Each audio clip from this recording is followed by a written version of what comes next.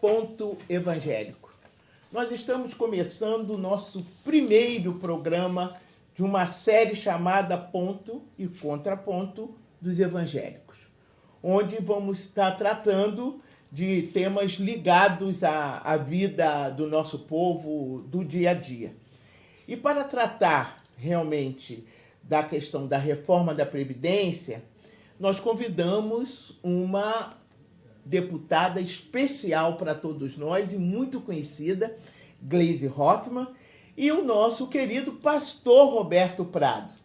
Nós estamos neste navio chamado Brasil e vamos navegar sobre ele e ver o que a reforma da Previdência de Bolsonaro tem prejudicado a todos os pobres nesse país. Seja de direita ou seja de esquerda, todos estão sendo atingidos com esta reforma. Então, todos nós aprofundamos este assunto, vamos fazer esse debate e tentar a maior reação possível para aplacar a ganância do governo Bolsonaro. Então, para começar, iremos começar aqui pela primeira, as damas, então, com a nossa querida deputada Gleisi Hoffmann. Deputada Gleisi, como anda a reforma aqui na Câmara dos Deputados? Bom, primeiro, bom dia, Bené, bom dia, pastor Roberto, bom dia a todos que estão nos assistindo. Quero parabenizar o Núcleo Evangélico por essa iniciativa, a gente ter esse espaço para conversar com a população, principalmente com o povo evangélico, sobre as questões que estão aqui tramitando na Câmara dos Deputados, né? E esse programa, Bené, Ponto e Contraponto, ele é muito importante porque leva notícias, né, e assuntos que estão na pauta. A reforma da Previdência, infelizmente, né, Bené, o relatório do relator foi apresentado, agora nós estamos na fase de destaques, ou seja, emendas a esse relatório que foi aprovado, tentando salvar algumas coisas. Algumas salvas, algumas não se salva, mas no geral o que vai sobrar da reforma da Previdência é ruim para a maioria do povo pobre brasileiro. Eles dizem que combatem privilégios, mas os cortes, os ajustes recaem sobre a população que vai se aposentar, que tem previsão de se aposentar pelo regime geral de previdência social. O regime geral de previdência social tem um teto de pagamento que é R$ 5.800. Então, nós não estamos falando da cúpula da pirâmide, né? Nós estamos falando mais da base da pirâmide.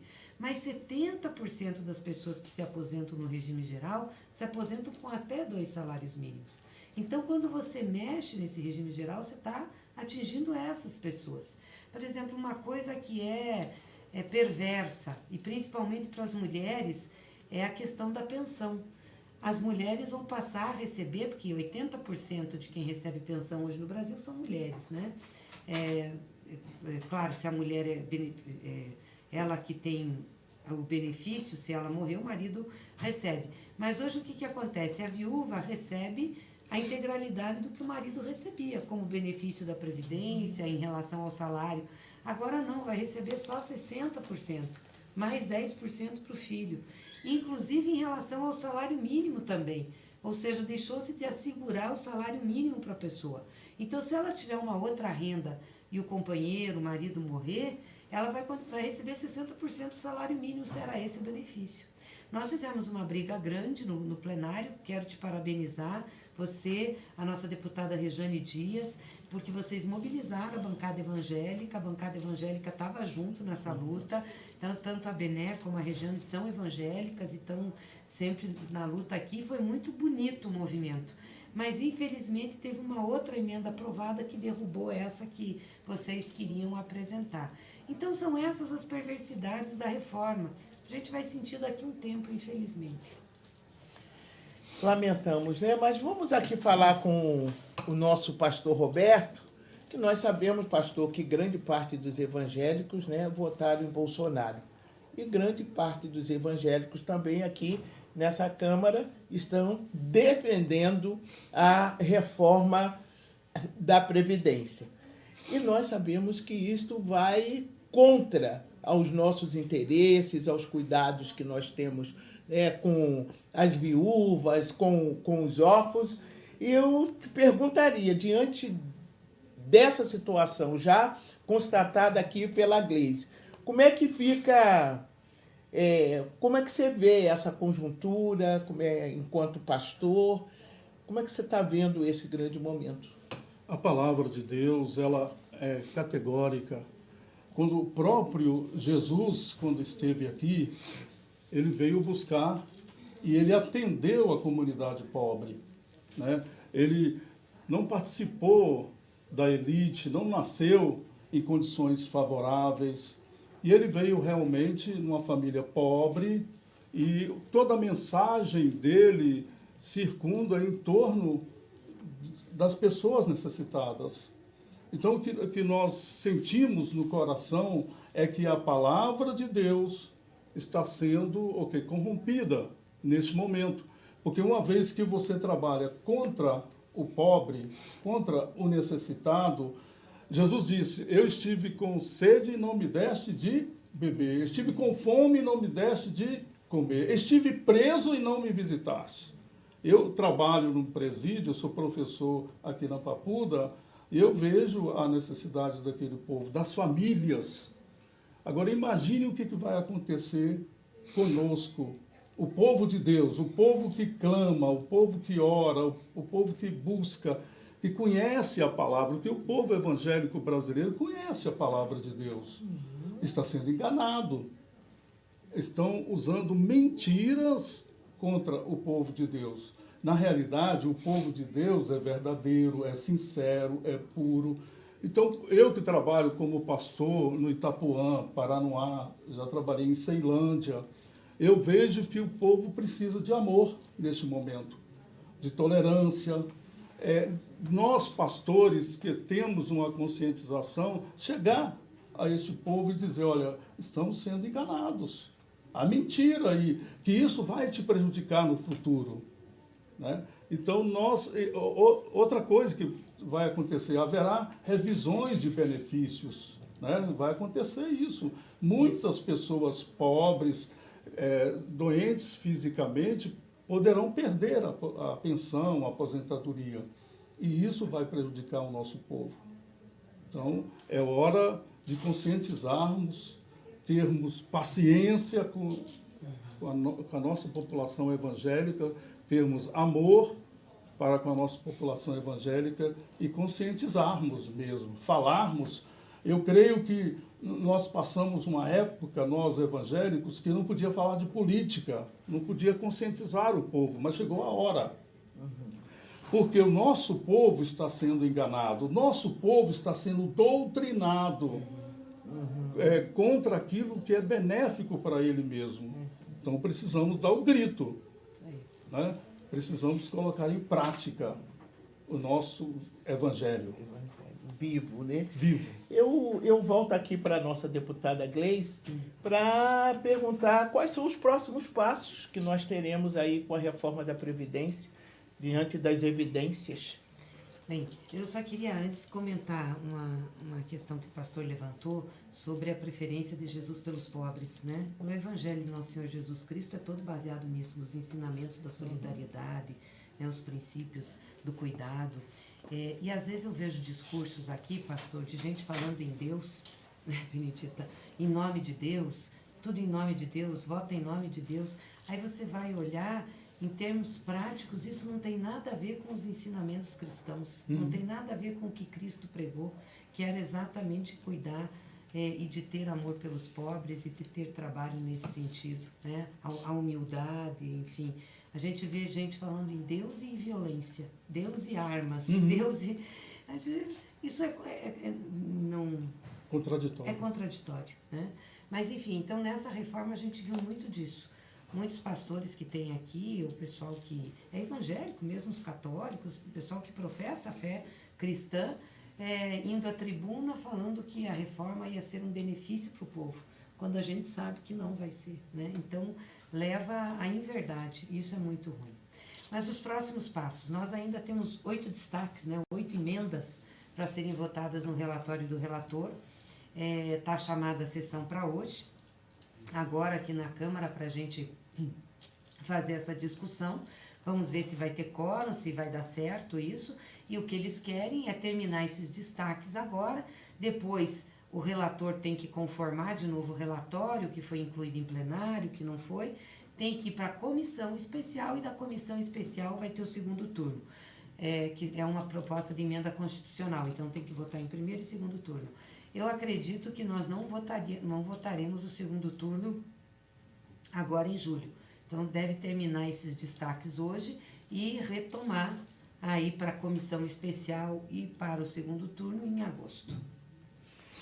Muito bem, eu perguntaria ao pastor Roberto, né, como os pastores e pastoras poderão, enquanto evangélicos, né, ajudar, porque a deputada Gleise acaba de colocar de que ainda temos uma outra etapa, né, concluir essa primeira e agora iremos para a segunda. Provavelmente não haverá uma quebra de interstício para que eles possam votar de imediato. Então, como a deputada Gleise disse, nós temos um tempinho aí, poderá voltar, né, no segundo turno, no mês de agosto.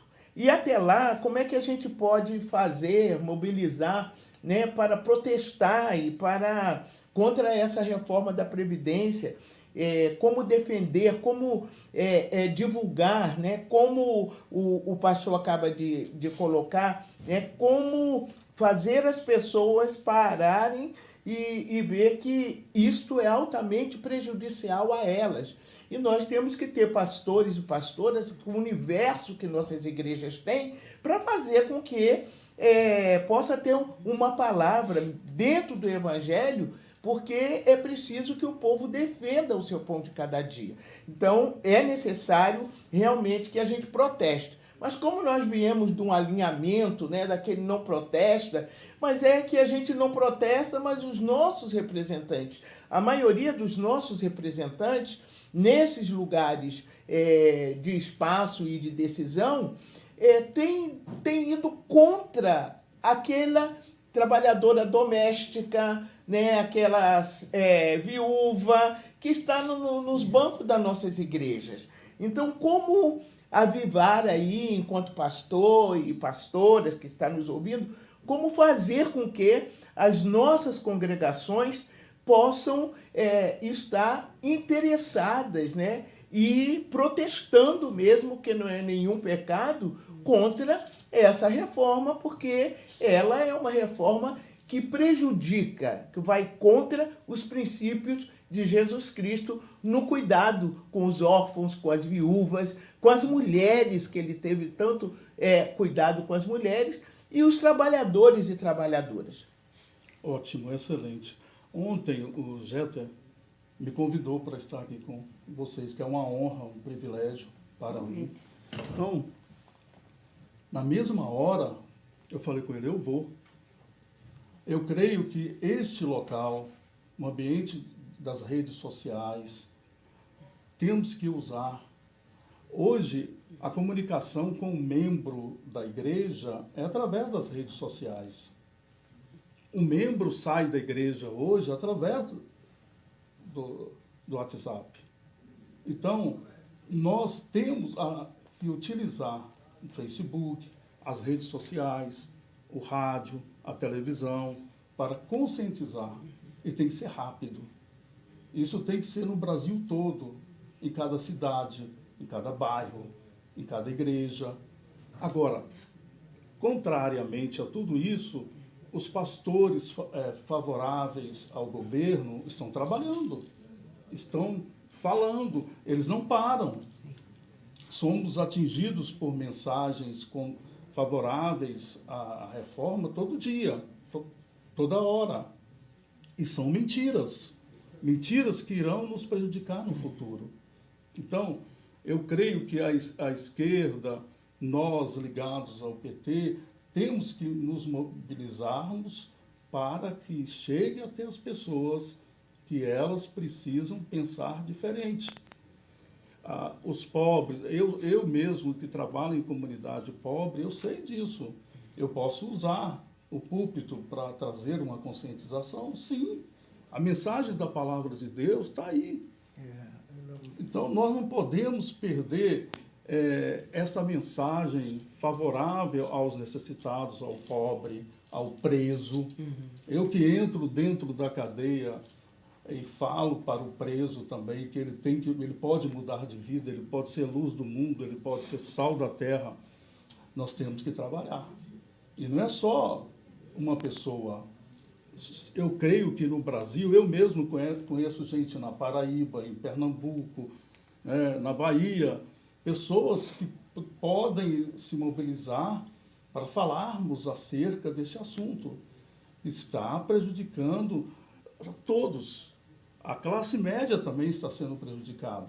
O jovem que vai entrar no serviço público será prejudicado. Todos nós seremos prejudicados. Então temos que ser uma voz ativa, porque está na palavra de Deus. Jeremias foi perseguido porque falava a verdade. Ele conscientizava acerca da verdade. Ele conscientizava acerca da responsabilidade pessoal. Jesus veio a este mundo trazendo uma conscientização, uma responsabilidade social. Estava escrito: felizes os que choram, porque serão consolados. Felizes os misericordiosos, porque alcançarão misericórdia. Então, nós que conhecemos a verdade, conhecereis a verdade, e a verdade vos libertará. Então, nós temos que levar essa conscientização a cada família, a cada jovem, a cada viúva, a cada necessitado. Muito bem, eu acho que estamos chegando praticamente ao nosso final aqui. Eu queria, então, passar a palavra para as considerações finais. Eu vou começar agora com o pastor e vou terminar com a deputada Gleice. Eu creio que eu fico emocionado com esse momento, porque eu saio de casa todo dia, 6 horas, pego o trânsito e vou trabalhar no presídio. E falo para os meus jovens lá acerca da necessidade de mudarem. Eu trabalho com traficante, com assassino, eu trabalho com estuprador, com todos os níveis de pessoas, com jovens que estão no presídio. Existe uma esperança. E essa esperança está na palavra de Deus. Então, a palavra de Deus que nós pregamos e que transformamos vidas não pode virar um evangelho barato. O nosso evangelho, ele está sendo barateado, ele está sendo vendido, o nosso evangelho. Nós evangélicos, pastores, estamos nos vendendo a coisas baratas que têm um preço grande lá na frente. Não adianta você ficar rico porque recebeu dinheiro para votar a favor da reforma, enquanto o seu membro está passando necessidade. O seu membro que sustenta, porque os pobres é que sustentam a igreja. São as viúvas, através do seu dízimo, através da oração, é que sustenta a igreja. Então nós temos que acordar, nós temos que nos conscientizar que não podemos vender o nosso evangelho. O nosso evangelho custou um preço, custou a vida do nosso Senhor Jesus Cristo. Ele morreu por nós na cruz, custou um preço caro. A graça do nosso Senhor Jesus Cristo tem um preço. A verdade tem um preço. Então, nós não podemos vendê-la, como está acontecendo aqui no Congresso. A nossa verdade está sendo vendida. Isso dói, isso machuca o nosso coração. Deus é justiça e Deus fará justiça. Amém, glória a Deus. Deputada Gleice Hoffmann. Obrigada. Não, muito bonito que o pastor falou aqui, né? Porque traz uma consciência para nós do papel que nós temos. O PT, o Partido dos Trabalhadores, sempre